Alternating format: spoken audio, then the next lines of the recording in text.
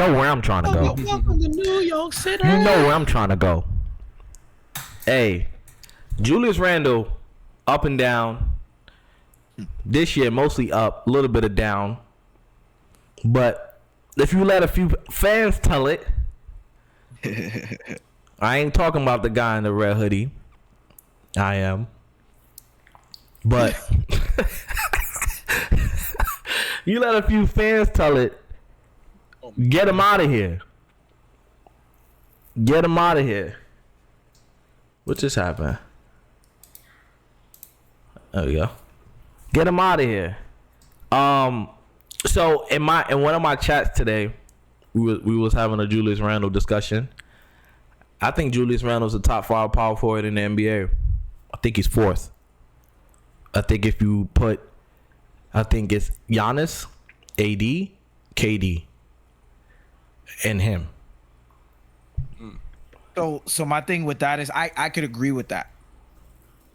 Right? But the only difference I would say with him and those players on that list, Randall can't be your 1A. Win. Interesting. But I think he's the perfect complement player to Jalen Brunson. Right? I feel like the role he plays with having Brunson on the floor, I would take Randall any day of the week. AD could be your 1A if you're trying to win. He has. He done it. When? No, he didn't. When was no, he? he didn't. You're right. Oh, No, okay. he didn't. No, he didn't. Okay. He was 1B though. So He was 1B. My point I'm is, just saying. Hold on. I'm just saying. Was Hold on. KD the 1A when he won his championships? Or was he 1B? Yeah. He was 1A. Chris, what do you think? 1A or 1B? Come on. I mean, he won Finals MVP, so I gotta say he's 1A. Okay. I think that was the driving force, but KD. The driving force is the 1A. What are we talking about here? Okay, Curry got doubled, yes. And that allowed KD to shine to be one-on-one, but it's more than just that. Curry's an entire offensive system in himself. correct. KD is not. Correct. And you have to focus on Curry, but you still gotta score the bucket. You do. We seen the. I gotta agree with HB. You gotta look at the value even after the trade. Who won the chip after the trade? There you go. We talking about that. We talking about that championship. We're not talking about. Yeah, but we talking about it in general. No, I'm talking about in general. We're talking about general. Like So putting them on a list, right? How we just compared the three. Talk your talk. Which one was the driving, like making them the 1A who could win a championship, right? So it's kind of hard to say that KD can be the 1A, but he hasn't done it without Curry. Understood. Curry won with him and before him, and after him. Right. We getting off topic. No, we not. No, we not. We saw what you was gonna say. What you was gonna say, Chris, about Randall. But at the same time, I feel like Randall on a team by himself would never be considered one of the best players in the world. No. Or the best player in the world. Sorry, not one of the best player in the world. I feel like Anthony Davis on his own team could be considered the best player in the world. The same for KD, same for Steph. Like, I feel like they would be in, not saying they are definitively the best player in the world, but I'm saying they will be brought up in that kind of conversation as being a top 5 player in the game or a top 5 player in the world or the best player in the world at their best. At Anthony Davis's best, you could argue that he could be the best player in the league. Yeah, what do you think? I agree with you. I feel like, so you look at it like this, how Jamal Murray and the Joker, they're 1-2 punch. Yeah. LeBron AD, they're 1-2 punch. I don't see Brunson and Julius Randle as a 1-2 punch. I see them more of as a punch. They're not in sync with each other because they do a lot of, feeding their own thing, feeding each other. But yeah, exactly. They're good. They're good together. They're amazing together. But they're not a 1-2 punch. So that's my problem with Randle, is that he don't even set screens. He barely sets good screens. Or he just brushes by, and it's kind of like he doesn't make Brunson better. They just play together. That's why I consider him just a punch instead of a 1-2 punch. Is that a Randle thing or a coach thing? That is a Randle thing for sure. Because again, how you don't set. I know. I always talk about this. He just doesn't set a screen. Like no, it really starts with a screen. It really starts with a screen. A screen can change the game tremendously. Yeah. He doesn't screen nobody. And then look, you said it earlier. When we talked earlier this morning, you said it. I ain't talking to you this morning. You're a liar. Brunson, when he gets a double, there's a play that he gets a double screen at the top. Yeah. He never uses Randle's screen. Mm-hmm. So the big he comes off, goes and screens for Randle, and that's how he gets the ball. Mm-hmm. I don't know if that's the play, but he's never going to use Randle's screen ever, because he doesn't set good ones. You're not going to go towards another guy that doesn't set you good screens, because you're still going to be in front of the defender. Yeah, defending gonna be there. It makes no sense. Yeah, it makes no. So that's a little thing. It's a little thing, but it just doesn't make Brunson better. They're still a good punch. They're not a 1-2 punch. Oh, for sure. Just like Josh said, Joshua Durant, he's saying that he agree with you. Randle plays lazy at times. He does. He does play lazy. He plays all the time lazy if the ball's not in his hands. Every single time. When the ball's not in his hands, look at him. Watch him. Promise you. I think it's tough to find 25, 10, and 4. 25, 10, and 5. And that's the problem too. What can you trade him for? You can only trade him for AD, Giannis. Who else? Who else we said? I don't even Giannis. Like. Who do you? Yeah, but that's it. So that's the thing, right? So that's the only people you can trade him for. That's it. But I would trade him for Cat. You feel like a Karl Anthony's trade, what's his middle name? Anthony Towns. Towns. That's what it is. I'm like, what is it? Well, I'm missing something. Karl Anthony Towns trade and Julius Randle. You feel like that would take the Knicks further, or you feel like that? What do you feel like that would do?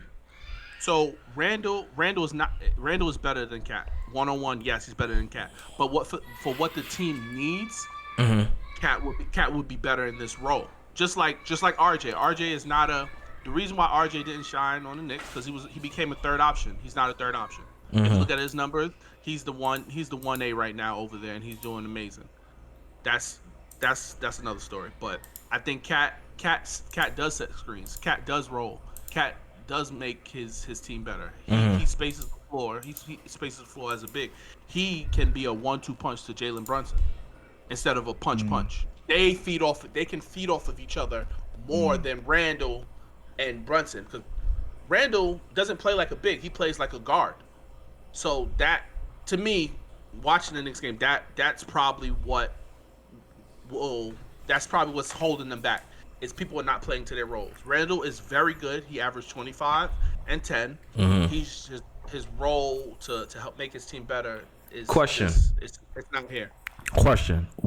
Would you take Lauri Markkanen if Utah was trying to trade? Would you trade Lauri Markkanen for Julius Randle? Chris said yes. Go ahead, Chris. Why you say yes so quick? Yeah. Their numbers is around the same. Right. So to Henny's point, I also feel like Lauri Markkanen knows how to play a role. Lauri Markkanen plays hard, very hard. Yeah.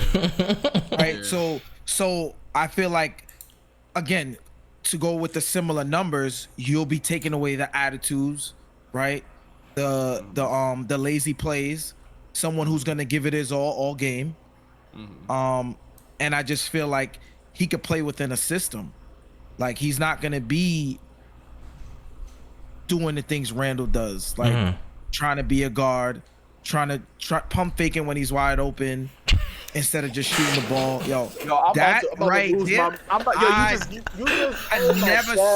never seen that before. I'm about to lose my mind, bro. He be catching the ball, bro. Wide open. Pump fake, wide open. Dribbles to the basket to step back to take the contested three. I just don't understand the logic behind that. You know what I'm saying? Like, he do that shit all the time. And you know what he does to pretend to show effort? The guy would be open. He takes the shot. The guy takes the shot. Randle, as the ball leaves the hand, he goes and runs at him and holds his hand up like this. I got him. He already made the shot. What you doing? He said, I got him. What you doing? Yeah, I God. No. And then he try to leak out. He try to run and leak out. Man. Yo, that's hilarious. It's true. It's true. But I'm still not taking Randle. I'm still not taking Lowry over Randle. Not happening. Randle just I feel like it's a Tibbs thing. I truly feel like it's someone just not giving him not holding him accountable. I don't feel like Marketing is also a better 3-point shooter. He is much more consistent. He's shooting like 40% off 8 attempts. And they score. I mean, the thing with Lauri Markkanen and Julius Randle, if you swap them, you lose playmaking, gain efficient shooting. Mm-hmm. Right? Efficient 3-point shooting. So that would be the trade-off. Right? So you're not going to have a playmaker. The moment which the Knicks lack playmaking. Another playmaker. And he is a good playmaker. That's what sets him apart too. He plays like a guard, like I said. So he is a good playmaker. That's what sets him apart from Lowry, Cat. I think he's better than both those guys. But for the role, I think they're better. For the role? A 1-2 punch. Yeah, for the role. For the role. And he's also a better free throw shooter, as we saw Randle struggle the other day. Randle did miss 2 free throws. In crunch time. In crunch time. Only marking at 87%. That's really good. Are you convincing me? Yeah. Are you convincing me? Yeah. I'll be sending HB the numbers of bigs that shoot. He will not buy it. Let me ask you a question, Chris. Without looking at the numbers, and maybe you know this already off rip, how many threes do you think Jokic take a game? 3. Wow, this guy. No, I'm telling you, he watched too much basketball. He don't take that many threes. He watches too many basketball. Yeah, he don't settle. Like he literally gets in the paint and just turns around and shoots the ball over his shoulder.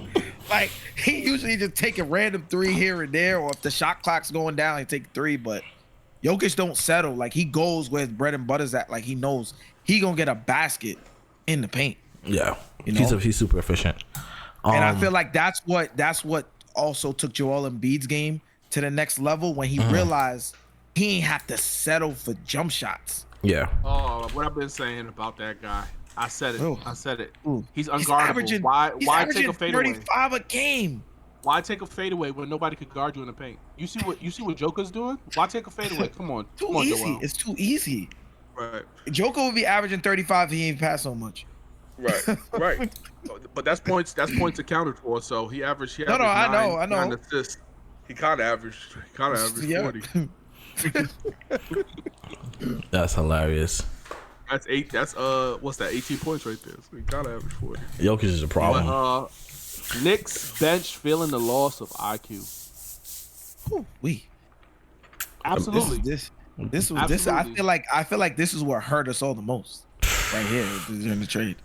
We are 1, 2, 3, 4. We're bottom 5 in bench scoring. We average 30. What's to say? 32. Who's below him? Who's below him? Yeah, I'm scared to hear the names. I'm scared to hear teams. It's not that bad. It's actually funny. Yep, Nuggets, it should be. Phoenix. Hold on. I know Phoenix is down there. Nuggets at 4. They got nothing. Nuggets at 4.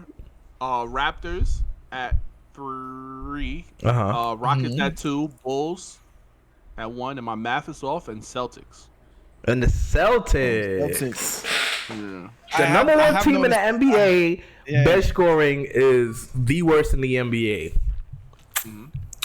So do we really need to focus on that? Are we really feeling a loss? Or maybe just a switch of responsibilities? I mean, with the OG trade, everybody was basically pushed into their actual role. So, I mean, Quentin Grimes and Miles McBride have been playing well. Quentin Grimes could definitely play better, much better. But now it's like What are you gonna go do? You got the Evan Fournier contract. You got to move off of that by draft night. What are you gonna go do? Dejounte Murray's out there. Terry Rozier's out there. Right? Do you want another small guard? Because you want somebody you can play Brunson alongside of.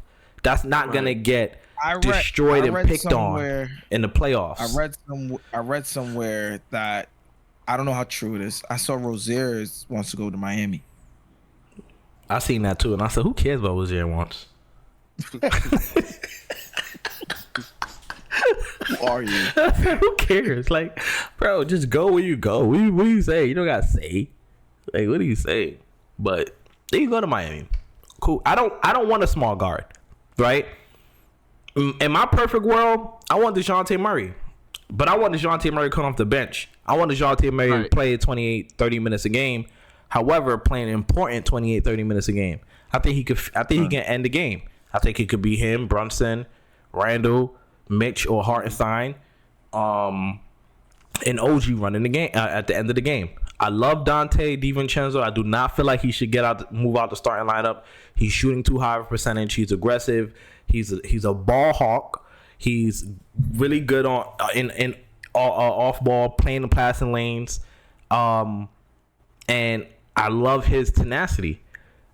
Can Murray give me that and more? Maybe, but right now it's working. It's working, and I love DeJounte Murray's contract. It can be moved. It can be packaged later on for that star trade. We was talking about the Suns, right? The Suns got no draft picks.